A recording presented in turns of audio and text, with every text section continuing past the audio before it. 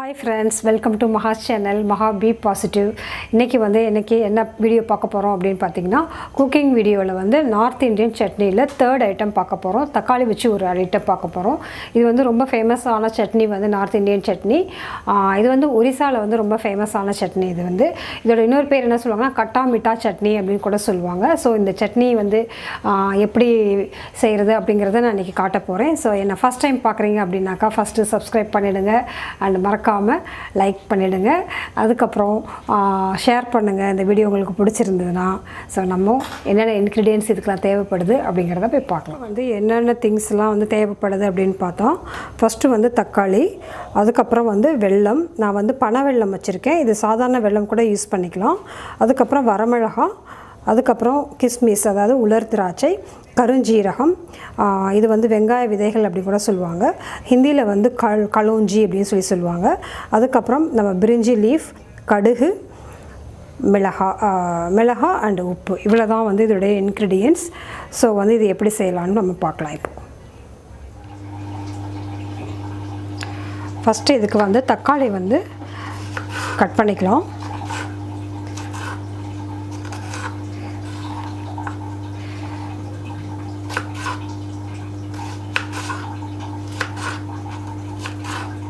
தக்காளி இந்த மாதிரி கொஞ்சம் பெருசாகவே கட் பண்ணிக்கலாம். ஸோ தட் நமக்கு ரொம்ப கரைஞ்சி போகாமல் இருக்கும்.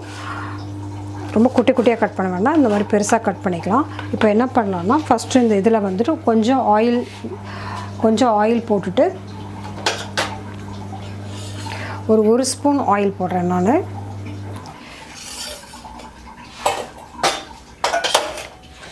இந்த ஆயிலில் பார்த்தீங்கன்னா மிளகாய் போட்டுடலாம்.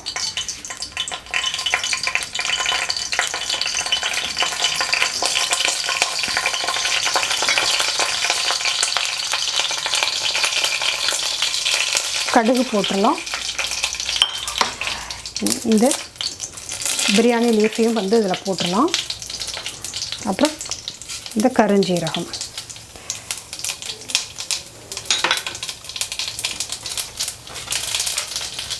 இதெல்லாம் போட்டுட்டு கொஞ்சம் ஃப்ரை ஆனோன்னா நம்ம இந்த தக்காளியை டைரெக்டாக அதில் ஆட் பண்ணிக்கலாம்.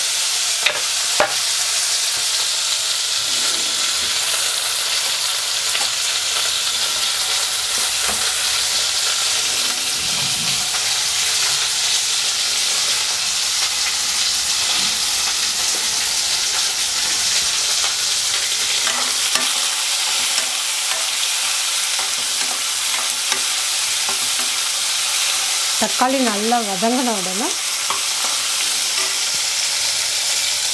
நம்ம வெல்லம் வச்சுருக்கோம் இல்லையா, அந்த வெல்லத்தையும் இதில் ஆட் பண்ணிக்கலாம்.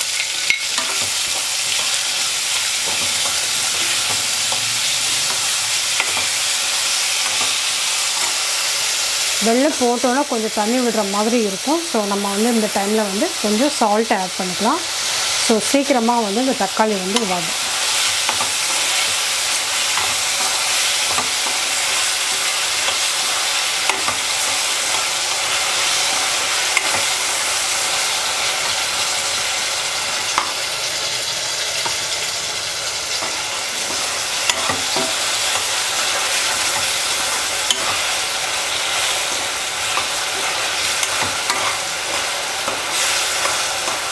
இது ஒரு 5 நிமிஷம் நல்லா மூடி குக் பண்ண விடலாம். அதுக்கு முன்னாடி நம்ம அந்த கிஸ்மிஸையும் ஆட் பண்ணிடலாம். ஆட் பண்ணிவிட்டு இதை நல்லா குக் பண்ணலாம். ஒரு 5 மினிட்ஸ் மூடி வச்சிடலாம். ஸோ மூடி வச்சிட்டோம்னா அது நல்லா அந்த தக்காளி வெந்துடும். ஸோ அதுக்காக நம்ம இதை மூடிடலாம் அப்படின்னு சொல்லிட்டு. ஸோ இப்போ இதெல்லாம் நல்லா தக்காளியெல்லாம் மேஷ் ஆகிற அளவுக்கு நல்லா வதங்கிருச்சு. ஸோ இப்போ தேவைன்னா கொஞ்சமாக தண்ணி இதில் ஆட் பண்ணிக்கலாம்.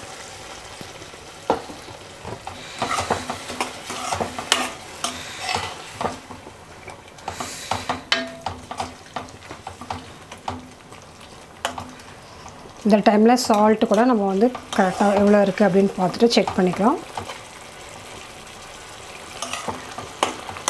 இது ஒரு மாதிரி இந்த மாதிரி லிக்விட் கன்சிஸ்டன்சிலேயே எடுத்துடணும். ஸோ இல்லைனா அப்புறம் ரொம்ப கெட்டி ஆகிடும். ஸோ இப்போ கரெக்டான ஒரு கன்சிஸ்டன்சிக்கு வந்துருச்சு. இது ஜஸ்ட் ஒரு 2 மினிட்ஸில் இதை நம்ம கரெக்டான பதத்துக்கு வந்துடும் இந்த தக்காளி சட்னி.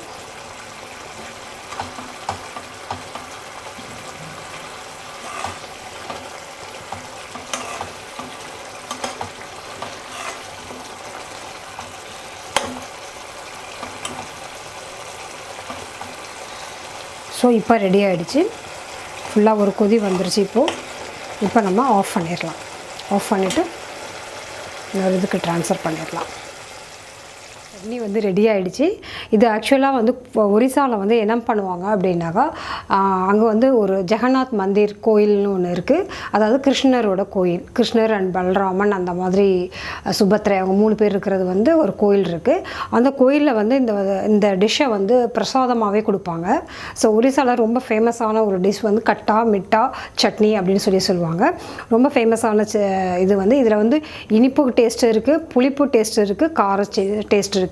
ஸோ 3 இருக்கிறதுனால இது ரொம்ப டிஃப்ரெண்ட்டான ஒரு யூனிக் டேஸ்ட் வரும். இது கண்டிப்பாக ட்ரை பண்ணி பாருங்கள்.